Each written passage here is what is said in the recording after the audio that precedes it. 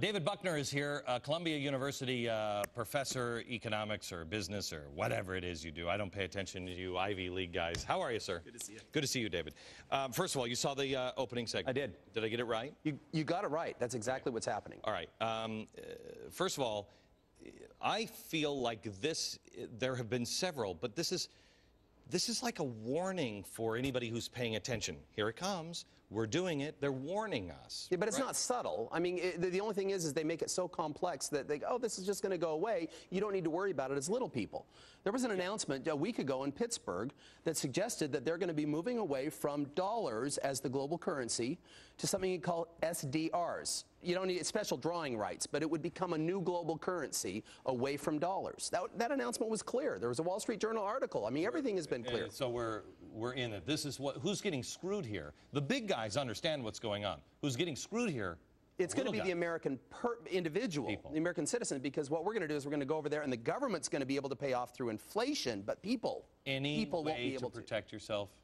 Well, you invest in things that are friendly to inflation. Gold, real estate in some realm of the world. If it's kind of a twisted way of saying that values are going to go up if you have it. If you own it. You're never going to be able to sell it because interest rates will go so high people won't be able to, finance it. But your value will go up because it's inflation driven. Now, these things have been, they're not just little warnings. They're things that they're depending upon it. The government is depending upon that. What do you mean? Well, they're depending upon it so that they can pay down the debt. Why are they spending in such a crazy fashion? Because they'll just inflate the money. Well, inflate it and it's gone. That's all you have to do. But there's nothing left after that. There's nothing left to the consumer, but the government is free from its debt. It's a very myopic approach to reducing debt. And yet, David, do you understand the consequences of what you're saying? You're saying that the government doesn't even look at the American people as people. They'll take everything away from them, pay down this debt, and then they'll be strong and whole, but we'll be... Yeah, but as you look at it, they're not long-term anyway. Look at what the government's doing. They're starting to tax our way out of a recession. That's not long-term. That's very short-term, saying, look, I'll take care of you, and I'm going to take from the rich. You've shown it 4 or 5 times and discussed it. Taking from the rich depletes the rich, depletes innovation, diminishes invention. Nobody will, if they're going to be penalized for that, they'll no longer do it. Okay. It's a short-term vision. It's a very short-term mission. A guy who's at Columbia, if I'm not mistaken, Nobel Prize winner, what's his name? Stiglitz. He said, and he's a well-respected man, isn't he? He is, but he worked for the Clinton administration, but was pushed out of the World Bank. I mean, there's been a couple of these back and forth. But people listen to him. They do. He came out and he said, he started using almost ecology language. He said, look who the great polluters are. The great polluters are these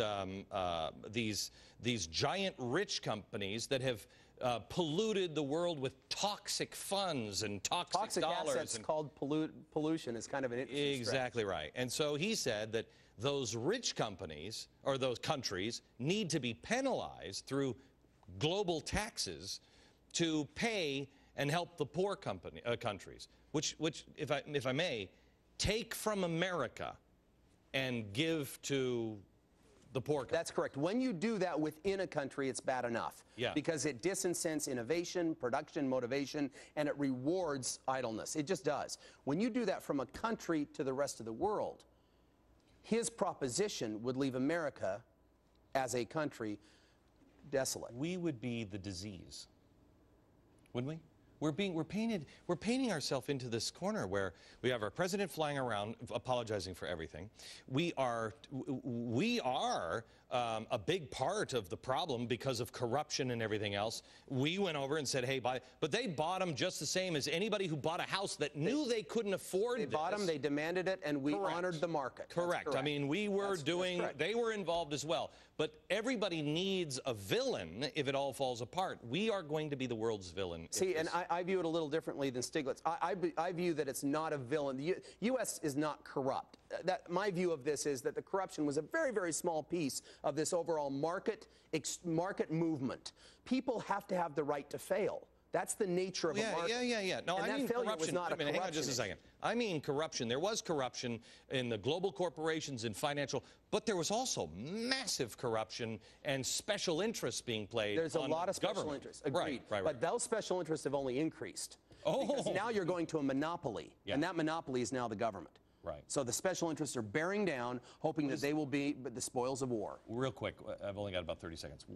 What does the average person do that doesn't have gold? They don't have gold. What do they do? In effect, you know, honestly, you sit back and you observe the fact that if you don't wake up, if you're not attentive to the fact that the world is changing underneath you, and in America we still have the chance to change those individuals or the body that makes these decisions, if you don't wake up to that, if that doesn't occur, then you are going to be subject to what occurs to you. It's a tough one. Okay. David, thank you very much.